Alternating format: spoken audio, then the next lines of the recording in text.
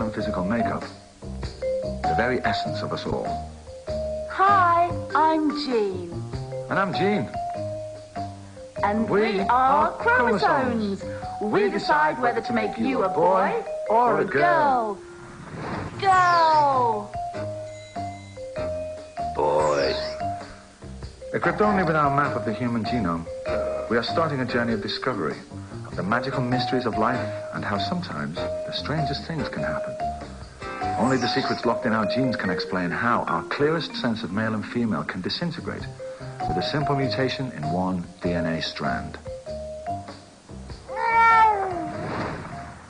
Now, what's wrong with my baby? Please tell me it's not going to die. No, please, it's fine. We'd already be at the hospital, wouldn't we? Yes, quite. Look, I'm going to actually have to go. So I'll leave you alone to get on. Oh, right, so... Well, give us a clue then. What is it, a girl or a boy? The information is right under their nose. The question is not where to look. Bad birth, Mother. How. What do you mean, Ryan? Oh, Gabriel. Well, I wouldn't be surprised if she had triplets. Just to scrounge a few extra tenors off the social each week. You're a good man, Gabriel. For goodness sake.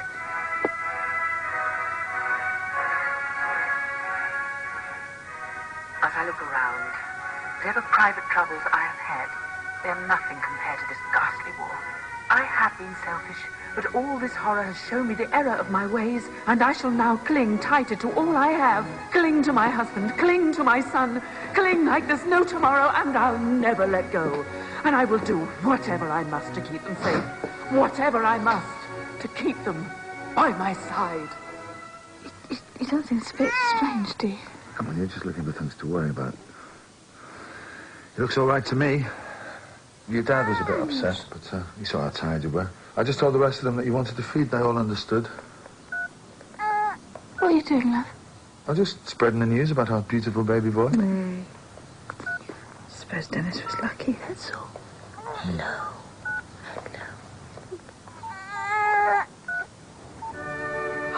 It's a boy! They got a boy!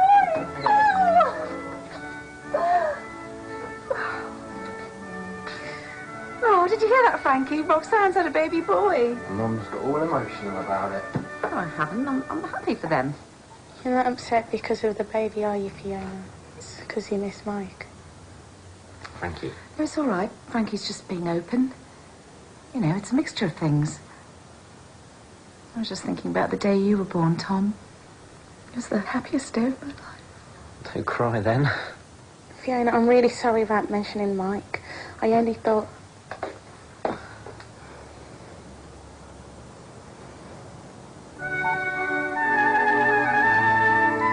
It's a boy. Boy! Alex Wells has a son. Well, it seems that fate is not without a sense of humour after all. Still, he won't moan as much as Dennis. Yeah, he's not my dad. At least I don't have to hear that anymore. Sam, you're being mean. What is the matter with you? Oh, nothing. Did they say how much he weighed? Don't let your pupils dilate too much, Lydia. Oh, I can see how an inherited family such as ours might hold less significance. I didn't say that. Rachel, you're putting words in my mouth. Methinks the Lydia doth protest too much.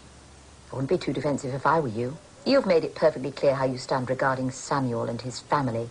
Your behaviour towards me has been little short of disrespectful. But just remember, Sam already has a family, and that includes me. And we have been through far too much to allow non-blood to dilute our strength. That's enough, Aunt Rachel. Thank you so much. Goodbye. What? I might have had a patient in here. What would they have thought? I only wanted to see you. I'm here for you, Natalie. I hope you know that. And I might be leaving the area soon. Just wanted to see what you thought about it. Well, of course, it would make me terribly sad. Really? The way you've been acting recently, I wouldn't have thought so. So, this is my little grandson. Welcome to the family. What's his name, then? Oh, but we haven't even thought you have, we love. No, plenty of time for that. Can I hold him? No, Dad. Sorry. No. Well, I understand. Listen, don't worry about it, mate. She hasn't even let me yet. So how does it feel to have a son, Alex? Like nothing else. Except having a daughter. A boy, a boy, a boy. They caught on quick. Well, time for a celebration. Next one up. Here you go. Thanks, mate. Finally, eh? Yeah, at last.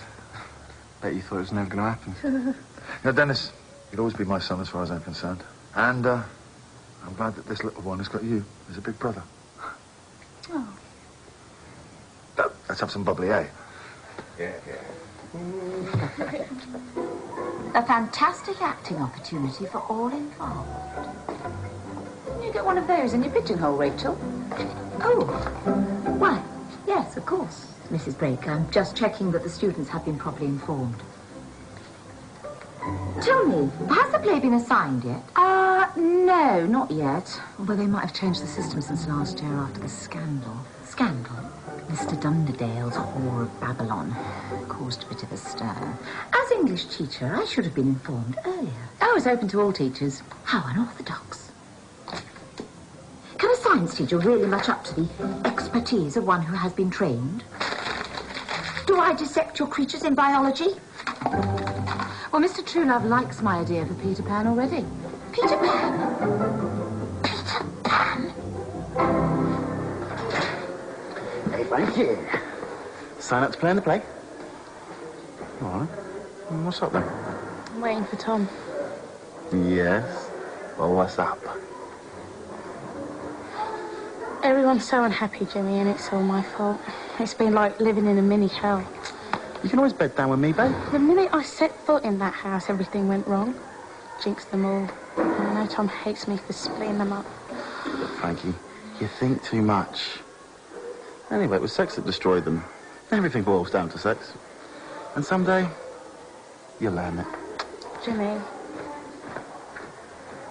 Sometimes it's not just about words. Anyone can read words. It's how you say them. And that's where great communication skills and mutual respect are the greatest tools for a director. In my last school, we put on a stirring adaptation of 'Tis Pity She's a Whore. Even that had its opposition to the subject. Incest. Scandal. Revenge. Death. But by understanding the text, it was presented as it should. Plays, Mr. Truelove, are troublesome when placed in the wrong hands, but in the right hands, well... Academically, Miss Colgreen, your record is flawless. But for this role, approachability is the key. Miss Colgreen, you draw your power from discipline. That is your particular skill. Mrs. Brake has an exceptional affinity with her students. I shall still submit a play, if I may. By all means. As you may know, I've already received Mrs. Brake's annotated version of Peter Pan. Most diverting. I played Pan myself. He is okay, isn't he? Oh, yes, you have a very healthy baby in many ways. Everything's ticking over just as it should be. There is, however, something which will need correcting in time, and you are going to have to prepare yourselves for this. The reason I left when I did is because at the time I couldn't actually determine the gender of your child. But since looking at some journals and since re-examining the baby, I can say that the reason I wasn't able to tell you is because your baby is actually intersex. Alex, I told you there was something wrong. Now, hang on, you should know that this is not actually as rare as you might think. Sometimes it's genetic, and sometimes it's just one of those things that occur naturally.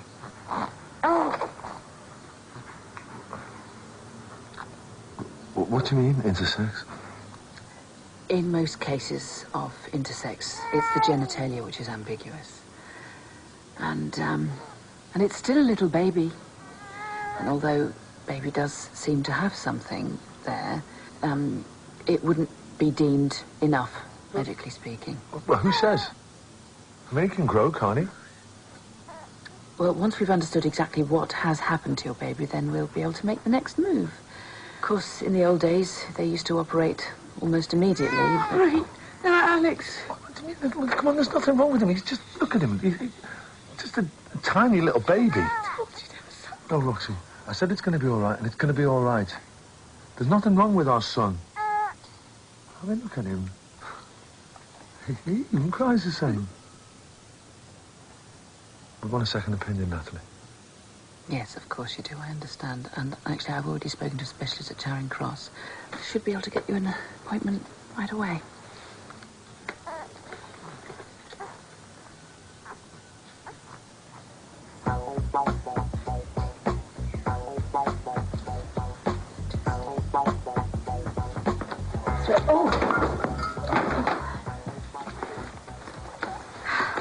I'm sorry.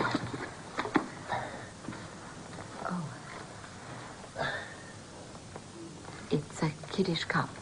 It's a gift for Alex's son, his firstborn son. I didn't mean to scare you. Oh, you didn't scare me, Joshua. I see the soul behind that terrible, ugly visage.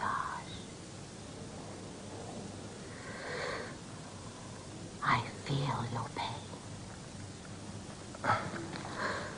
A brave new world with such people in it. Do you wish to learn, Joshua? Oh, I've learned. I understand. It's in me, too. You have learned the doors of opportunity swing shut as you approach. You see social circles closing like a tightened fist. You are alone. Books have often helped me in that respect. They are the rock to which I have clung during storms of ill will and discontent. You're lucky.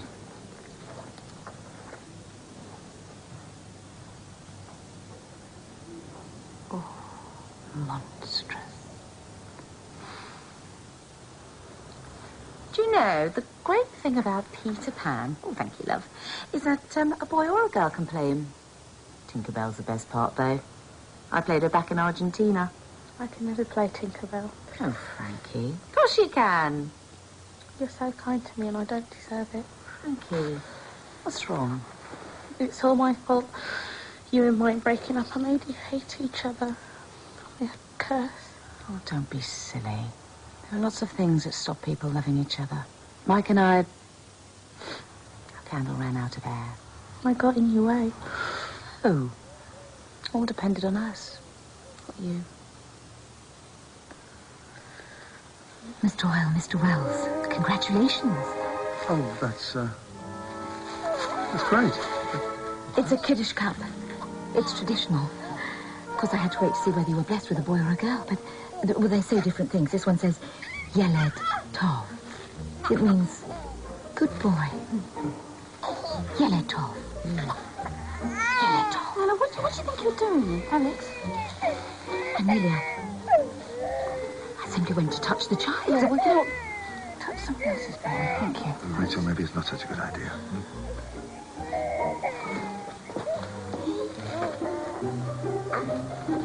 How very kind of you to trouble yourself, Joshua. I hope this isn't too much out of your way. Perhaps you might like to join the Armstrong clan for supper tonight.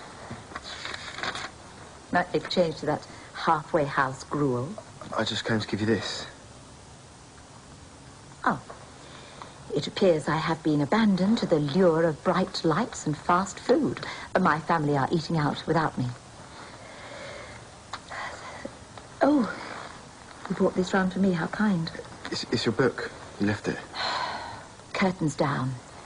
Veil of mystery blown away. Afraid I've been found out, Joshua. I am as you are. A miserable beast in the eyes of many. But there is still time for you, Joshua. Shall I? Yes. Sit down, Joshua, dear.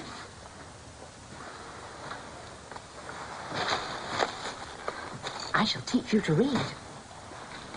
The length is, indeed, well below the minimum established as natural for a boy. You mean to tell me that if he was a millimetre above your surgical rule, then he'd be a boy? Your child suffers from partial androgen insensitivity syndrome. About 1 in 20,000 babies suffer from it. I can run some more tests, but...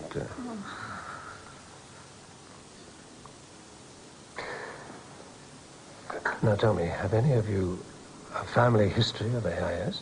No. Well, I'm not sure. Well, then I must tell you that in many cases, once a decision has been made, the child can go on to lead a perfectly normal life. Decision? To operate, Miss Doyle. In this case, with your child, surgery is a viable option. So you can just do an operation now and he'll be fine? What, no questions asked? Well, under the circumstances, I couldn't recommend constructive surgery. No. Sorry, what do you mean? It would have to be reductive surgery. It's a relatively simple operation, and then you would be able to get your child christened and have a birth certificate issued.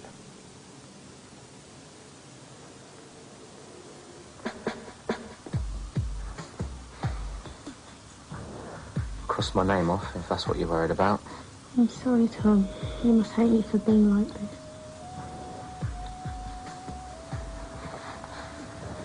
I don't hate you. Well, you should. Spoiled everything. Yeah, that's right, Frankie. You spoil everything. Now remind me what you've ruined? You split up your parents. They split themselves up, Frankie. You cannot seriously blame yourself for that. They're adults. Tom. Tom, I'm scared. I'm scared we're not going anywhere. We don't have to go anywhere. Or do anything. Not if you don't want to.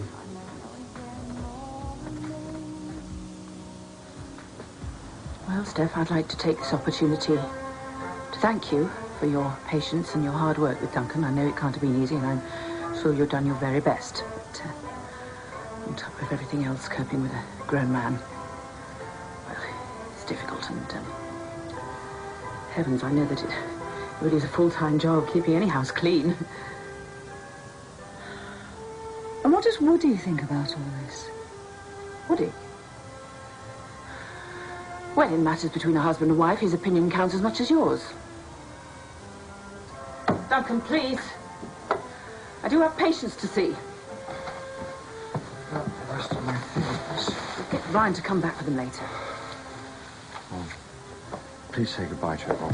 Oh, Duncan! Now, okay, I could, thank you. Let me see.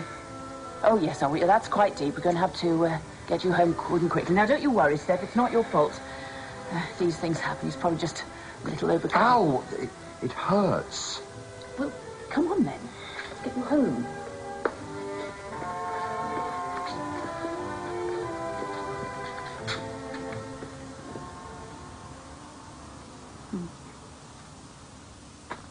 Oh, come on, look. Visiting time is just about over. Come on. One more minute. Oh, come on. Your mum's tired, love, and so am I, please. Come on, Del. Let's give the kids some peace. Bye, love. See ya. See ya.